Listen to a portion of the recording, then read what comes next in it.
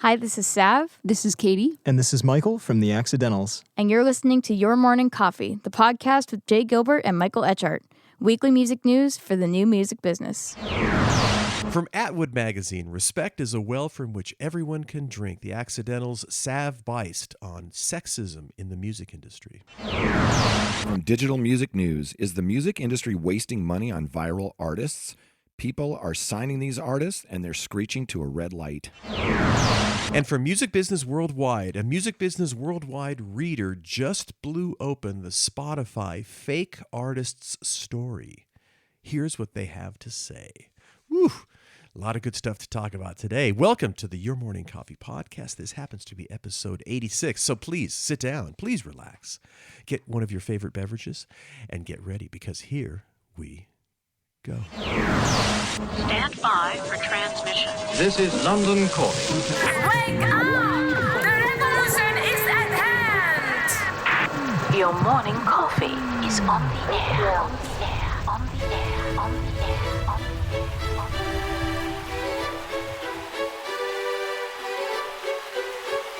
Standing by.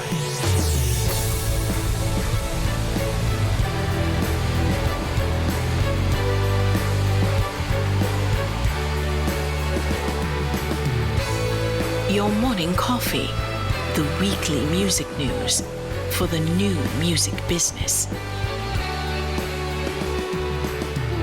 It's the highly curated, agitated, advocated, moderated, and liberated digital music information that you need to know.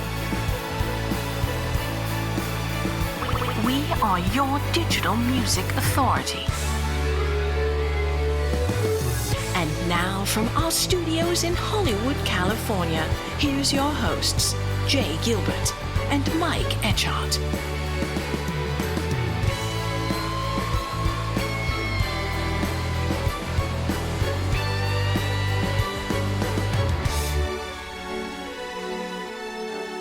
Well, Mr. Jay Gilbert, it is so good to see you. Good to see you, my friend.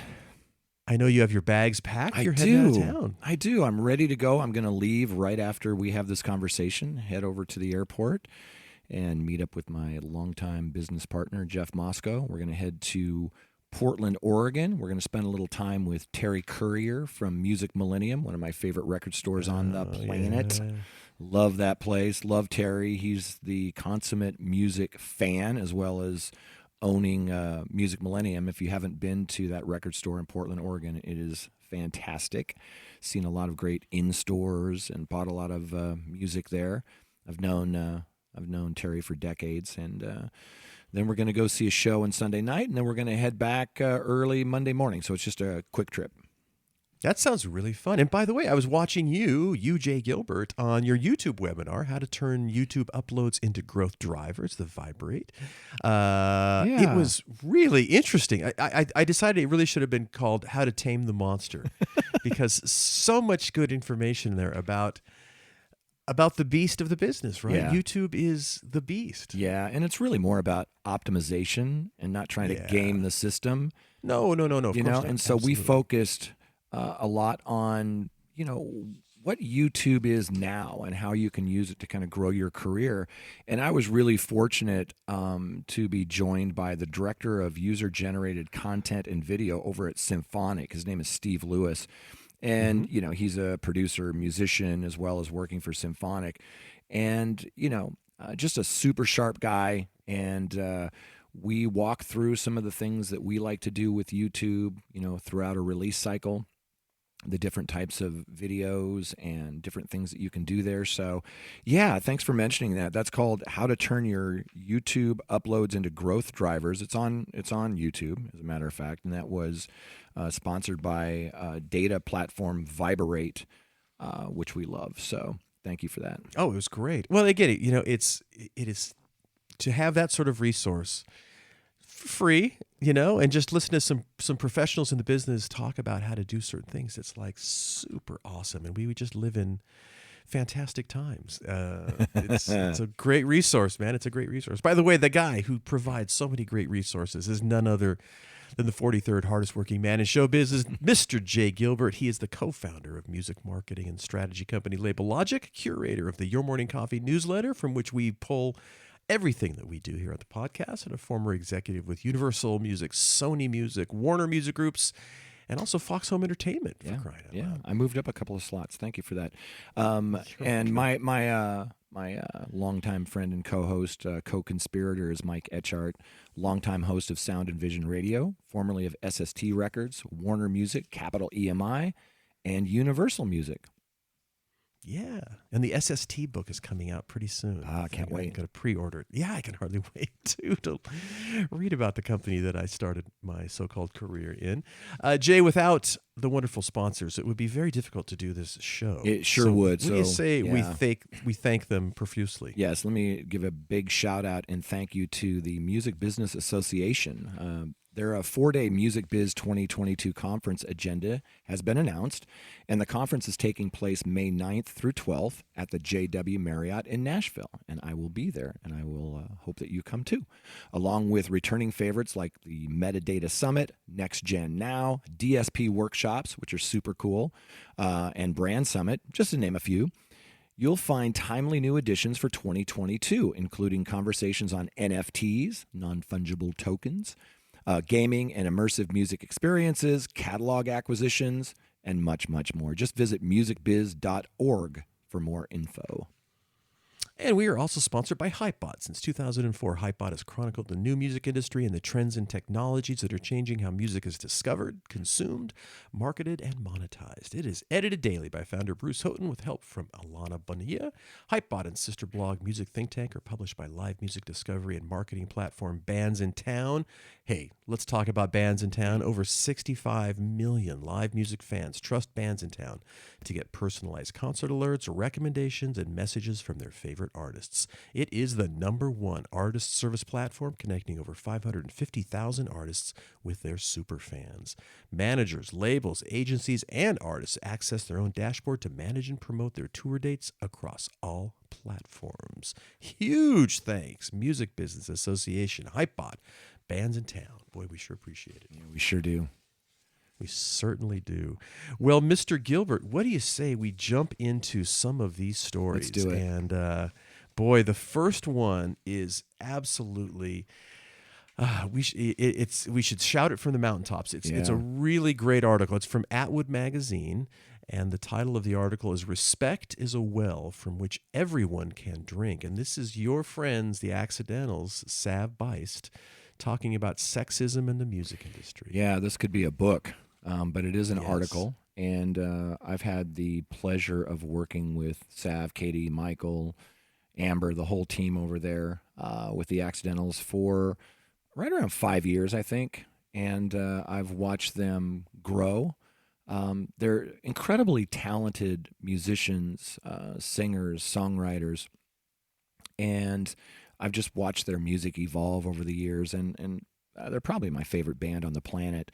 So I'm very fortunate to get to work with these guys, and I've seen a lot of what they're talking about for years, and I know you have too. You know, the sexism in the music industry, just the way that females are treated in general.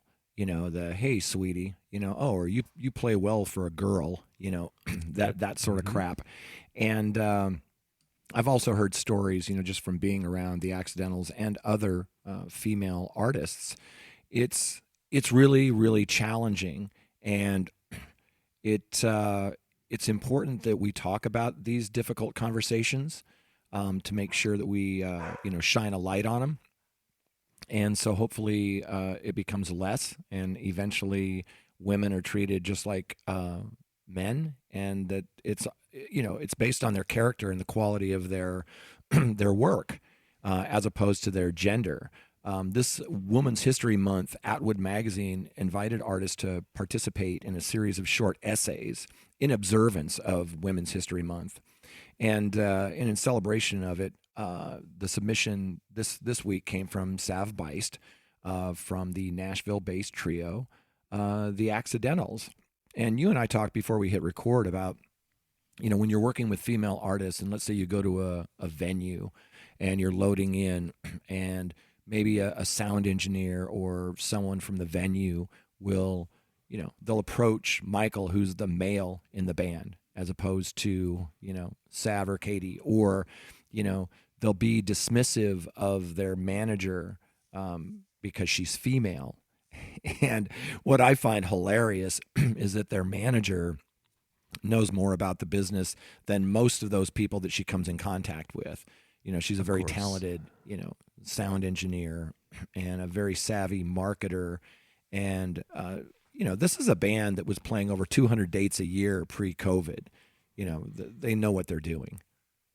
Well, yeah, and it the article kind of starts off them sort of telling their story, and it's really interesting and inspirational, actually, because they were very young when they were originally signed, and these are super talented kids at the time who were literally in high school doing a lot of these gigs and stuff, and then it really kind of tracks their experiences from basically getting out of high school and starting in the music business. Yeah. And it's it's wonderful that and it's essentially how they have basically kind of taken control of their own careers, very proactively. And so again, it's very inspirational in that sense, but it's just distressing to kind of read the considerable bumps in the road along the way that they had to deal with. Yeah. And they don't say that, all men are like that, but they do point out that, they've worked, for example, in the article, they talk about two producers that they worked with, and one treated them one way and another treated them, the other. And I'll read you a little excerpt from this. It said, eventually these two shy, nerdy humans, ages 16 and 17, find themselves bouncing between two different studios during spring break with two different producers. The first producer looks him up and down, then turns to his hired session players, a drummer and a bassist, and says, well, we'll start with scratch tracks. No doubt we'll need to replace them later. Yikes. He glances between both parties are exchanged. The one wearing the baggy sweatshirt sets her mind to it, unpacks her guitar, and gets behind the beat-up mic to play one of the first 5 songs she's ever written. The first take is a keeper. The drummer and the bassist are ecstatic. The producer's dismissiveness, a thinly veiled act of sexism and ageism, falters for a moment, then he doubles down. The drummer and bassist, however, insist that he's put better microphones on the guitar and starts getting real takes. Begrudgingly, the producer gets up and makes it happen. This would be a foreshadowing of those early years. And then they go on to talk about how the next producer, had already heard the music, immediately greets them with a handshake, sets up a microphone that looks like a spaceship, some worth the cost of their tuition. And then they get to work. He listens, he produces, he teaches. The respect is mutual, bridging a generational gap, proving that it's possible. This would also be a foreshadowing of the years to come. Oh my gosh. You just, and listen, all artists have similar stories like this, but it's particularly, amplified, unfortunately, with female artists. And it's very, very sad. She says in the article, our friend Beth Nielsen Chapman says, creativity is like oxygen in that anyone can breathe it, that it's a human right. And that really is something that should be kind of screamed from the mountaintops, right? Yeah. And I saw it back in the early 80s. One of the first bands I was playing with when I was in college, we had a female drummer, really talented woman drummer who's fun and great and just one of the gang in a band. Bands are like families. And I would see that time and time again. You'd show up to a gig and the sound man would be dismissive and, hey, let me show you how to get a good sound out of those drums. It's like, wait a minute, have you heard her play? Why are you not worried about my keyboard? Right. It's just it's like you said, you've seen it with them time and time again, but I've certainly seen it going back decades. Yeah. And I'd like to think we're getting better. But you still see it all the time. And, we both Jay and I are fathers of 2 daughters, and we want it to be better for everyone, but especially for our daughters. Yeah, I had mentioned this story to you how my youngest was a sprinter in high school and even made it to the Junior Olympics. But we overheard some boys in the neighborhood talking to each other, and one of them said, "You run like a girl." My daughter said, "You wish you ran like a girl." Please. And Good for her. Sav mentions in this article that they noticed a pattern, as they toured more, that these engineers, like none of them were really women. She said, in fact, most of them were men who wore grim facial expressions or badly concealed eye rolls when they saw us lugging our instruments through the venue doors. The questions were oftentimes humiliating. Do you know how to use that? Or do you know what a DI is? It must be frustrating to be treated like that and mansplained like that. And frankly, these musicians in this band are more experienced than most musicians that I've worked with, even at the filling up arena level, because they've done so much of this themselves. When they were doing so many dates, they were loading in their equipment, setting up their equipment. They know how to mix sound. They know how to get their vocal harmonies balanced, and it's challenging. I've worked with other female artists, like Orianthi, who's an amazing guitar player. Not for a girl, she's an amazing guitar player. And I would always hear people say, she's great for a woman or for a girl. And it's like, what does that have to do with anything? Like I said, I know we're getting better, but we've got a long way to go. And this article really brings it to light and talks. And again, these players in the band started so young, and so they've and it's kind of also about their maturity and their understanding of the business as they kind of got a little bit older, and they're still young people now. They're in their mid-20s, give or take. That's right. Yeah, but it's kind of about their progress and their process of just learning how the industry works and basically how to get the hell out of bad deals that they got into as young people. Yeah, I've noticed that the music industry in general over the years has become more female, which is, I think, a really good thing. So it's not just, the people in the venues, let's say the club owners or the sound engineers or, some of these producers that this has been an issue with for Sav and Katie, but their first production deal, Sav says it's one that promised to help us achieve our goal, which was at the time just to make music we were proud of on a professional level. We were 18 years old when we signed the contract, right? But that she said that the balance of power again was off. One producer protected our right to creative choice, and the other producer used his clout in the industry as a weapon to hold us hostage in a situation that wasn't healthy.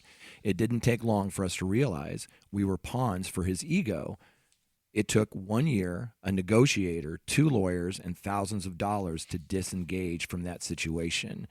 Well, it's tragic that they had to go through that, but they are so much smarter now. They were 18, and regardless of gender, you're 18, and they are mature and knowledgeable beyond their years, even in their mid-20s. But I'm glad that this article, well, Sav wrote the piece, but I'm glad that she wrote it. I think that it gives us a moment to kind of talk about, things like racism and homophobia and sexism in the music industry. Because this shouldn't exist in any industry, but the music industry should be the leader in fairness and equality. Agreed. Absolutely agreed. Well, great piece, really worth reading and checking out, and that's a great band. Yeah, thank you. And not only are they great musicians, great songwriters, it's a really well-written article too. And we all know that oftentimes those things don't go with some artists that they're extremely skilled in one area but not others. But I've not seen anything that she's not skilled in at this point. It's very well-written article, super great, and definitely worth checking out. So this next one, Jay, very interesting. This is from Digital Music News. Is the music industry wasting money on viral artists? People are signing these artists and they're screeching to a red light. Yeah. This is such a great piece. This is the 21st century version of kind of things that have been going on in the music business forever, right? Where you're signing somebody because they're successful at something else, thinking that will translate to music, won't it? Well, sometimes it does, not super often, but this kind of they refer to this previous article, and let me just back up a little bit. This was written by Paul Resnikoff over at Digital Music News. Paul's been doing this for a long time. Yeah, good guy. And probably one of the first in the space. And so there was an article that came out in February, and the headline was "Big Machine's Scott Borchetta. My last 3 hires for our label are people who are working TikTok." And some people saw that as Scott saying that this is a good thing and this is where we need to be. But he's been kind of a skeptic. And it's really not about who he's hiring. It's who he isn't hiring. After hearing urgent pitches from Big Machine staffers to sign TikTok artists who were blowing up, Borchetta said that he let them get signed elsewhere. Quote, "Not any of those that got signed to big deals have worked," unquote. Not one of them, not yet. I'm not saying it won't, but none of them yet. So that's the article that they were kind of referring to.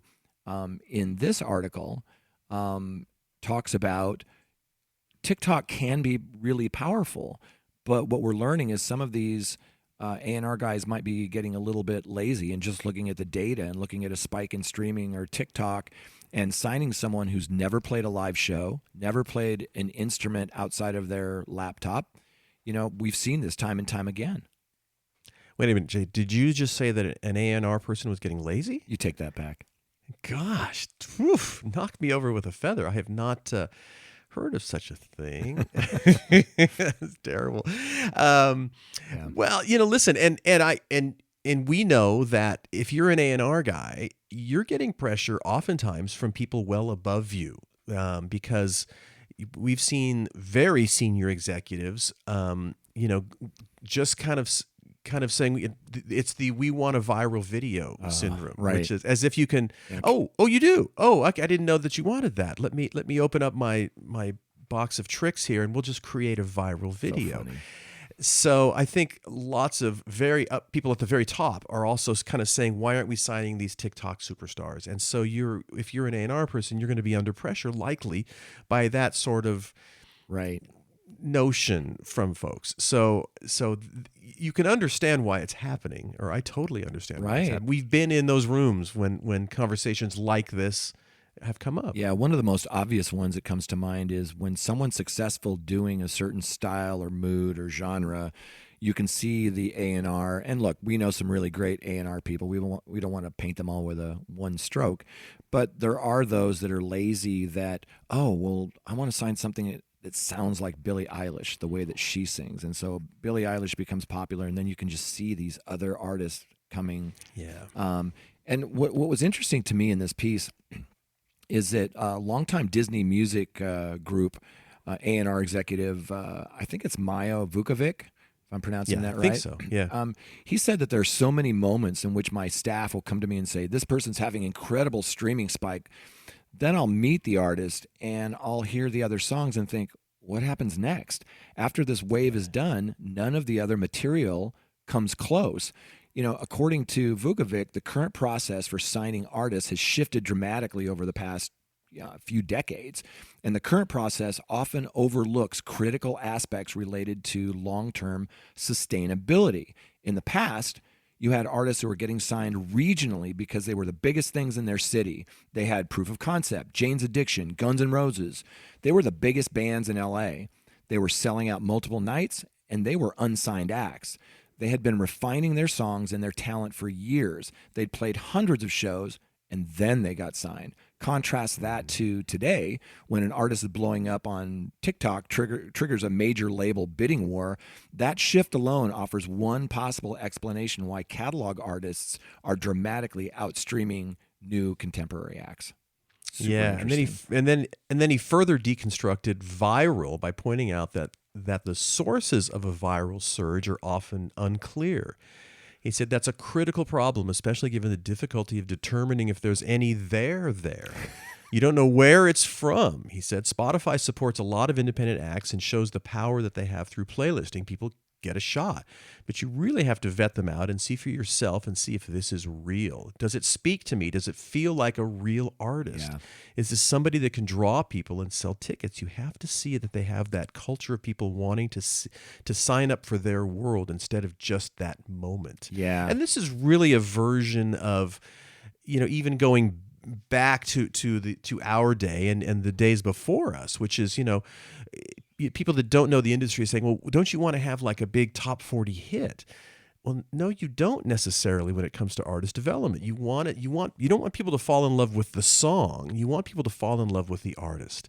And that takes a much longer period of time. Yeah. And that's, these are critical artist development struggles that we've often dealt with when we're at labels, which is the push often from the top to jump onto trends and to get immediate success. And we all know that is the last thing sometimes that is appropriate for long-term artist development. And you just hit it, artist development. When you sign someone for, a quick hit, a quick song. And we saw this, with a couple of our artists that had songs that got major sync placement, and then all of a sudden that blew up and they're getting these offers that don't really make sense. But it's about market share in some of this. And we had an A&R executive on the Music Biz Weekly podcast a while back, and this is pre-COVID, and we asked him, look, with all this data that you can get now, how are you signing new artists? And he said, the same way I always have. I look for a lineup around the block to see them play. And I think there's some honesty to that. And I think that you can find artists by, those time-tested ways of like looking at local radio stations and looking for their the playlists at those stations where there's a local artist that's unsigned that's maybe starting to blow up. Having those relationships with these markets and their radio. So if they hear about something that's, gaining traction, I think that's all legit. I think if you're just looking at data and you're signing some of these, TikTok stars or someone who's blowing up on a platform, to these points that Vukovic makes, you have to look at, well, why is that happening? And is it a moment in time with a crazy dance craze video or is this someone who's going to be around for a while? And the last thing I'll say on it really quickly is that I've worked with a couple of artists that had some success, one through one of those talent search type shows, and then the other one through TikTok, and they ended up deciding they don't want to be in this business. They were doing it. They were having fun with socials. They were having fun, competing. But when it comes right down to it, it's the music business, and it's not for everyone. It is not. And let's not forget, and this is pointed out, I said the catalog artists are dramatically outstreaming contemporary acts. And, you look at those catalog artists and somebody put a lot of time and effort, underlined time, to develop those artists. And I always think back to one of the biggest selling albums of all time is Pink Floyd, The Dark Side of the Moon. And that was either their 6th or 7th album. And so that was EMI internationally, Capitol here.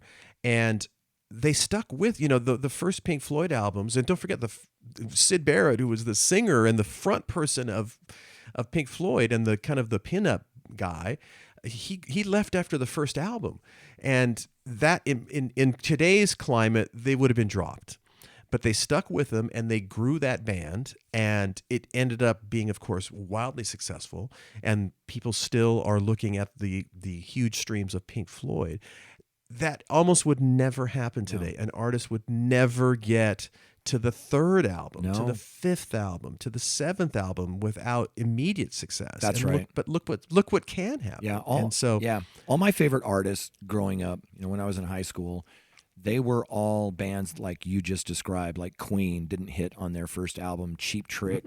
A lot of these artists, Billy Joel, Elton John, they didn't hit right away. It was artist development. people think that these deals that they're offering now, where they'll sign someone to a record deal, which is maybe 3 tracks, not an EP, not an album, 3 tracks or something to that. But those have been around for a while. I remember talking to Travis Tritt. His first deal was for 3 singles back in the day. Now, I believe all of them went to number 1, if I'm not mistaken. So he knocked it out of the park, and now he's got a career. But most people aren't going to hit that big, when they're first starting out. To your point, it's really artist development. You get better at your craft. You get better. That's why when they talk about, Jane's Addiction or Guns N' Roses, that overnight success took, 5-10 years. Right. But I think there's always been pressure in the business for immediate success. Let's be, and it can happen. It occasionally happens. Billie Eilish. That's one that I would point to in terms of kind of such an organic process with which she blew up. Yeah. But that's just not the norm. No, it really isn't. Yeah, I mean, it does happen. Yeah, sure. Even Scott Borchetta in this other piece said, I'm not including, Fancy Like, the song Fancy Like. That was a huge moment for Walker Hayes, and God bless him. He's been doing this a long time. Everyone's very excited about that. But he had been working on that. I'm talking about a brand new artist who got a big record deal because of, one TikTok moment. So, yes, there some of these, Twitch, TikTok, even, YouTube, they can really help launch an artist, but one TikTok moment does not a career make. Right. But really interesting article and something worth thinking about, and acknowledging that has always been and will continue to be a component of our business, which is, let's look for that smash right out of the gate. And listen, who doesn't want that? But again, we all are looking at the same data. When you look at what are the biggest streaming artists, it's typically catalog artists that somebody spent a lot of time developing. One of my favorite lines from Todd Snyder. I'm a huge Todd Snyder fan. He has so many great lines, but one of them is, everybody wants the most they can possibly get for the least they can possibly do. And that's from the song Easy Money.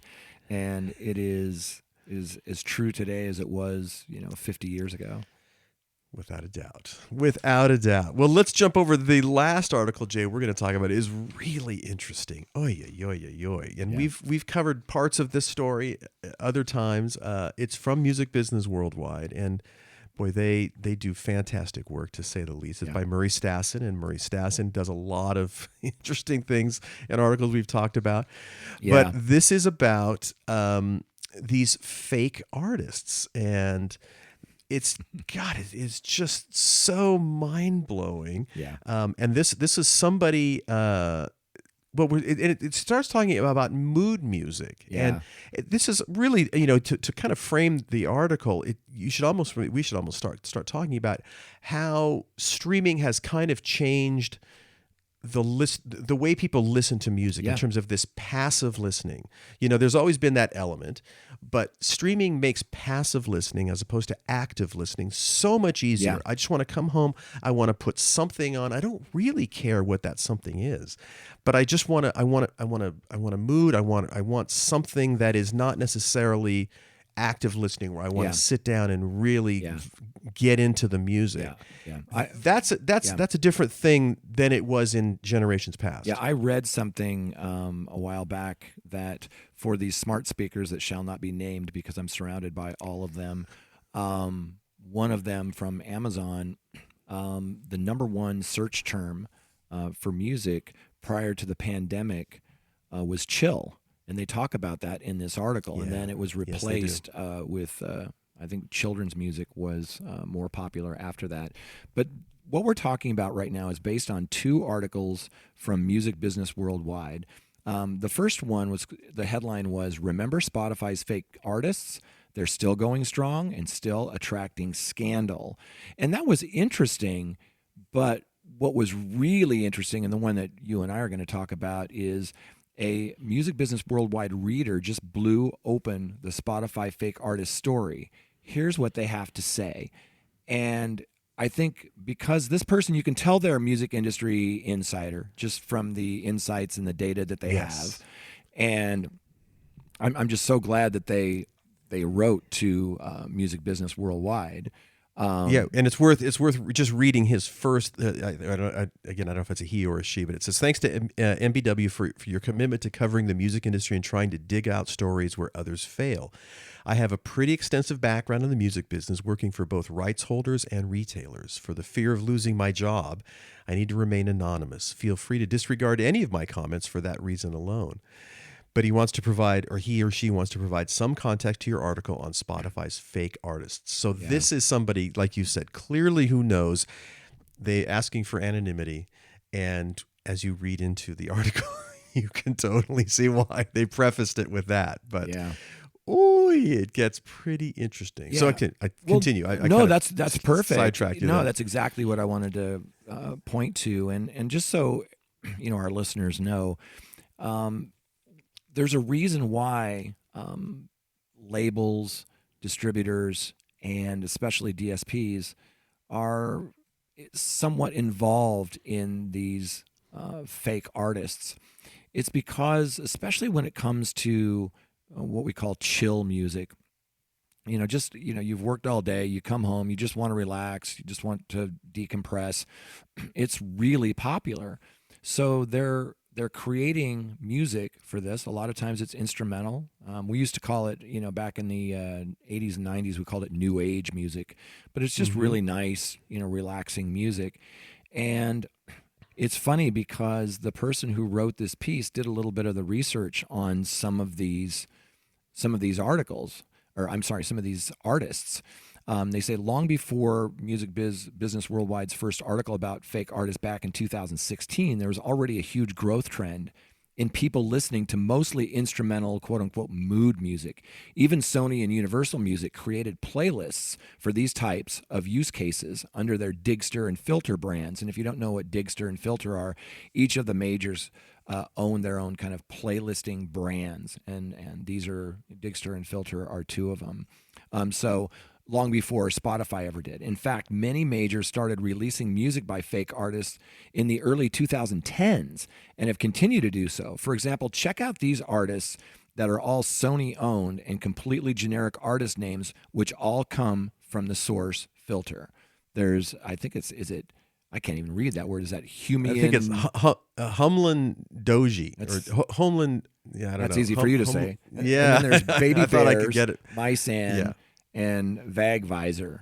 And they go on to talk about Baby Bears a little bit. But it's not just Sony. It's like all the major groups, music groups.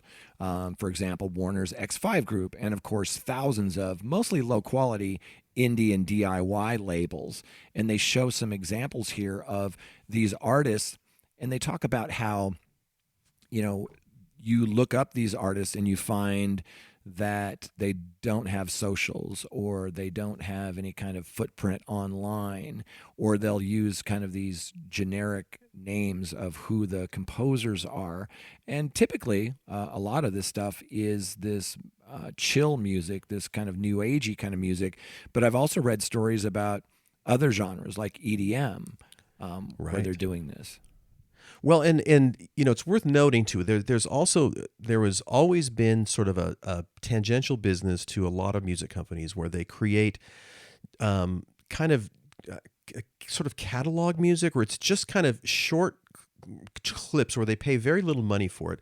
There used to be a company called Killer Tracks that was in Hollywood that got acquired, I think, by BMG. It's now, that catalog is sort of in the Universal family now. And a friend of mine named Carl Peel, who's at Universal, started in that business where they had a kind of a stable of songwriters, and they would pay them like not a ton of money, but they would kind of crank out just sort of generic music things that were used for inexpensive things in film and television, and all just kind of utility purposes for little short things of music. So there is this kind of industry where it's not like songwriting like you and I think of for major artists. Right. It's sort of songwriting that's just very generic, and they basically sell their rights for a very relatively small amount of money. Right. It's kind of work for hire, business. Right? I mean, exactly. There is. That's exactly what it is. I know a group of musicians that basically are on call for when someone calls for film, TV placement, and they say, I need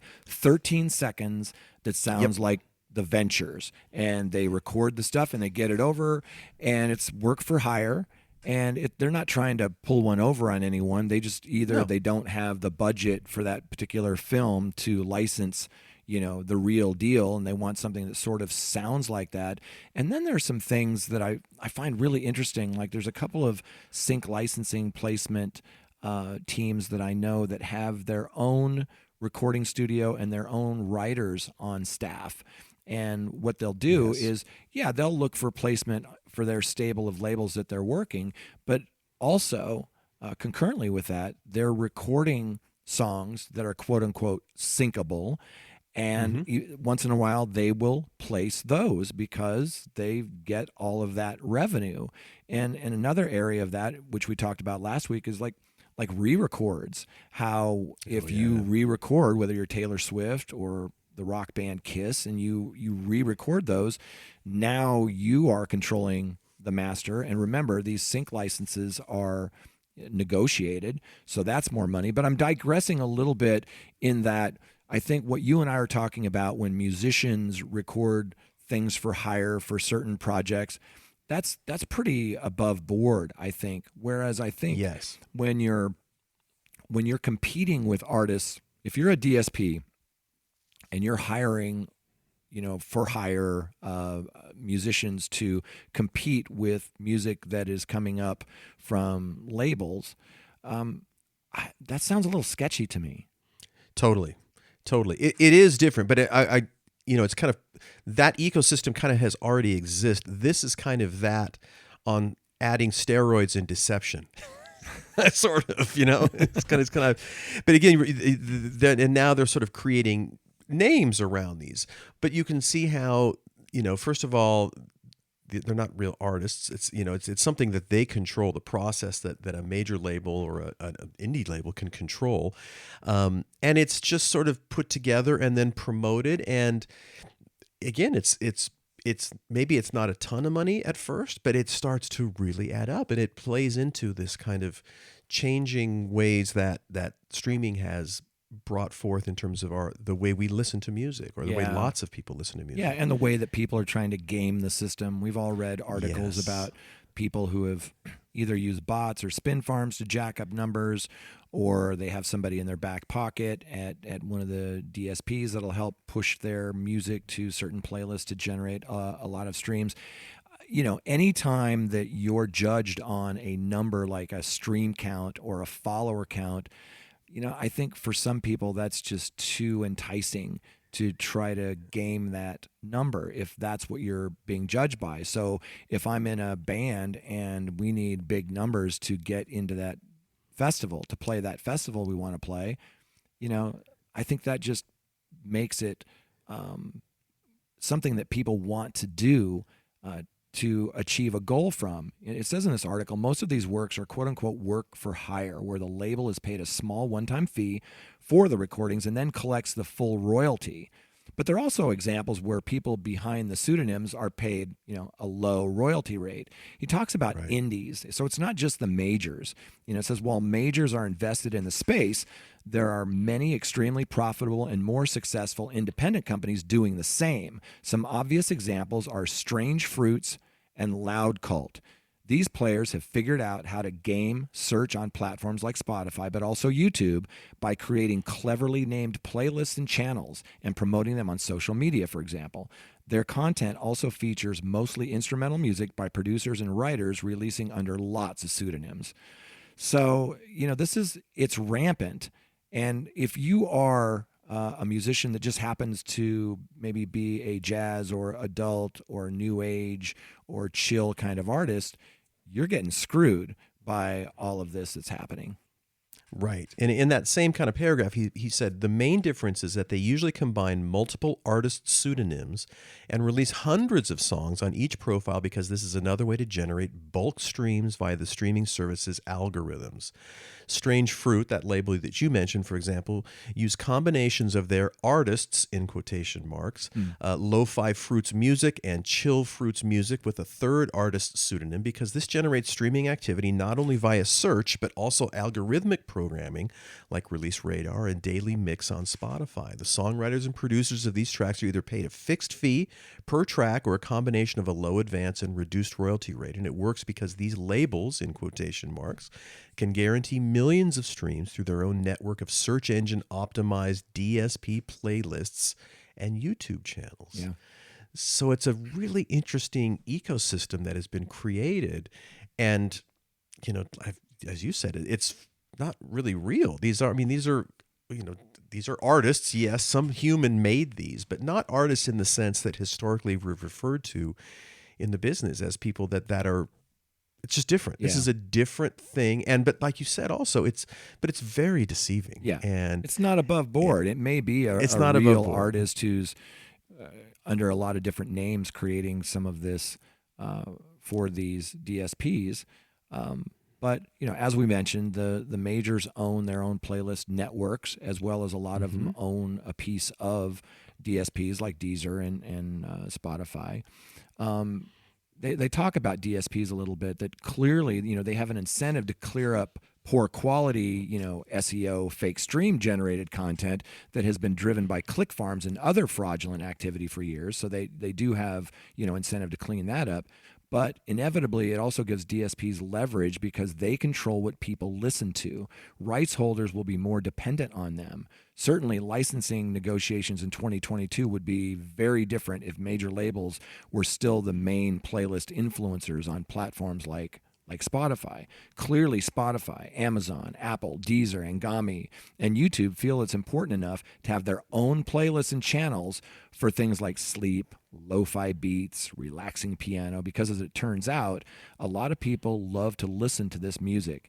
And just as with rap, pop, DSPs feel they know best in terms of which music should be featured in official playlists or radio stations. As I'm reading this, gosh, I don't want to sound like the old guy in the room, and maybe it's too late, but it's just, there's so many positive things have happened because of streaming. And we talk about negative things that have also happened, but this is sort of again, and where there's opportunity, there will be people rushing in to exploit said opportunity. And this is really, is this illegal? No. But is it deceitful? It kind of is, or it really is. Yeah, don't you think there should be some type of transparency here, only to the extent that some kind of disclaimer that just says this is the real artist, this is one of ours that is a work for hire. This isn't one that, Sony or Universal released. This is one that we created. I would love to see some transparency surrounding that. I don't know, who would care outside of...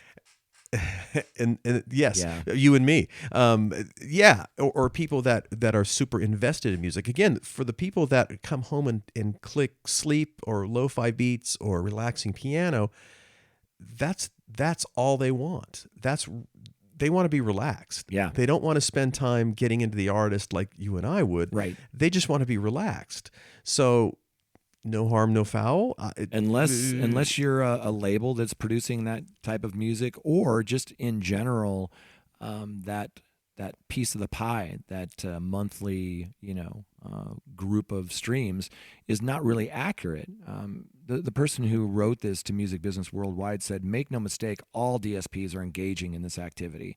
Spotify is taking more heat because they're the largest and most transparent, whereas Apple, Amazon, Deezer, and Tencent make it more difficult for journalists like yourself to see what is actually happening, since there are no stream counts, writer, or even label credits." And I hadn't thought of that before. That's super interesting. So Spotify's kind of taking the heat because you can see all that information listed right there. If they didn't list it, there's no way you would even know who was doing that. No. And, in our early days of the recorded music, when you talked about the difference between recorded music and publishing, I heard the phrase, the publishing business is a business of pennies. not in a negative way, but in terms of it's like mailbox money. It's just pennies here, pennies there, and suddenly everything really adds up. And I keep thinking of that phrase when I read this article that, we all know how much you get in a stream. It's not very much, Right. but boy, when you start when you can see the incentive for everybody in the value chain to participate in something like this because it's pennies, and as listening habits change and or emerge in terms of like, listen, I don't want to listen to music. It actually harkens back to Brian Eno made a record in the early to mid 70s called Music for Airports. And it was this very thing. It was meant to be a passive listening experience. And that was so prescient even in the day it was recognized as wow, this is interesting. But that's kind of where we are now. There is a huge proportion of people listening to streaming services that don't want to listen actively. They want to listen passively. Yeah. And that's something that we as industry people need to contend with, that there is an entire population of people that don't care about liner notes, that don't care about anything. They just want to be in a mood and have that going on in the background. Right. Yeah, and you're absolutely right. They don't want to spend the time doing that, and that's fine. Not everybody listens to music the same way. It's why radio is so popular, even still. But I can't help but wonder what's next. So could it be children's music that they hire writers to, because children's music is huge. Could it be, other types of music, like maybe EDM, where you've got people like Blau and Deadmau5 and David Guetta and people who they can create an album on their laptop, right? They don't necessarily need an oboe or a piano to do what they're doing with stems and beats. And could there be other genres or moods that these DSPs could start creating that too? And if that happens, I don't think that's necessarily wrong, as long as people are aware of it, and that, because they're basically competing with their, with the rights holders, with these major labels.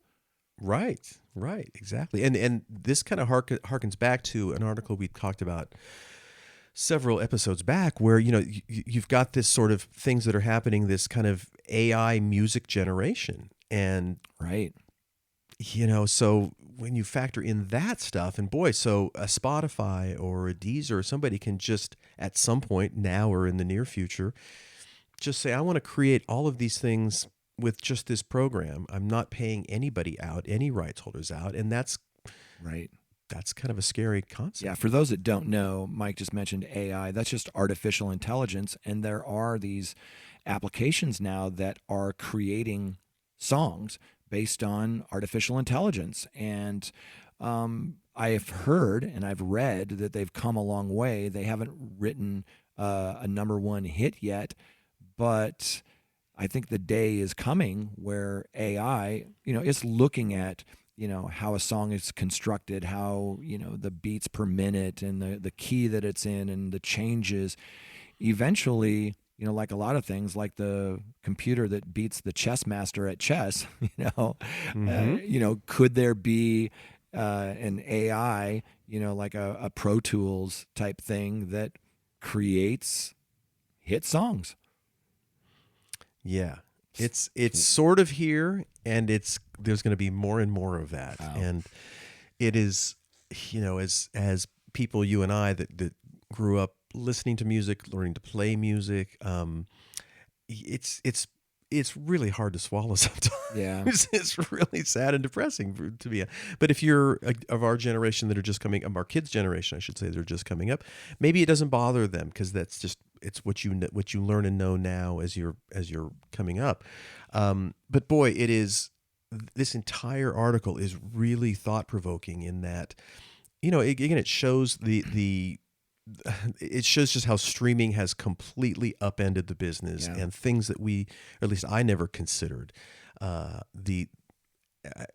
now things that we're talking about. And this sort of fake artist, mood music, it's all because it's all part of the universe of streaming music and how it's changed our business just exponentially. I hope that the person who wrote this piece will reach out to us. I would love to talk to you, and I will respect your anonymity. This person ends this piece by saying that major labels have an inclination to give away their content for free if they believe they can grow their market share and naively believe they will benefit because, of course, in the end, the real winner is the DSP who don't care, who ends up with more market share as long as their royalty rates are moving down. And that's the bottom line here is a lot of these shenanigans are moving that overall royalty rate down to make the DSPs more profitable. Yeah. And earlier in the article, the anonymous writer mentioned that, there are real people doing this, obviously, and you can't really fault them because they're just trying to make a living in music any way they can. Yeah. But that whole thing that last paragraph really synthesizes what is the reality, which is what are the DSP's interests, their business interests? What are the major labels' business interests? And how do they each achieve that goal? And what happens in the middle to the artists and the content creators and the people that are doing this out of love and passion and talent? That's it. Yeah. So really interesting reading and not unlike other articles we've talked about, a bit depressing, right? But you have to have eyes wide open and see what's going on. And this was, it was super insightful. And like you said, whoever wrote that article, thank you. And feel free to reach out anonymously, of course, because there's so much to learn and absolutely. But Jay, you need to get on an airplane, my friend. I do. I'm going to go get on an airplane, but it's always a pleasure seeing you, talking to you, sharing some morning coffee with you. And absolutely. Another great conversation. Yeah, exactly. And of course, thank you everyone for listening. And Jay and I do not take that for granted. We certainly appreciate it and your constant support. And we get a lot of emails and comments that we also really appreciate. So big thanks to the Music Business Association, Hypebot, and Bands in Town. Of course, we certainly appreciate that. And if you'd be so kind, please hit that subscribe button and send us more comments because Jay and I really appreciate it. And it's fun to read other people's insights. And we have lots of super smart people that listen to us, and we are super thankful for that. So on behalf of my good friend Jay Gilbert, thanks so much for listening in today to episode number 86, and next week we'll be back with, not surprisingly, episode number 87. Woo-hoo. So have a fabulous week, everyone, and we'll be back on the Your Morning Coffee podcast.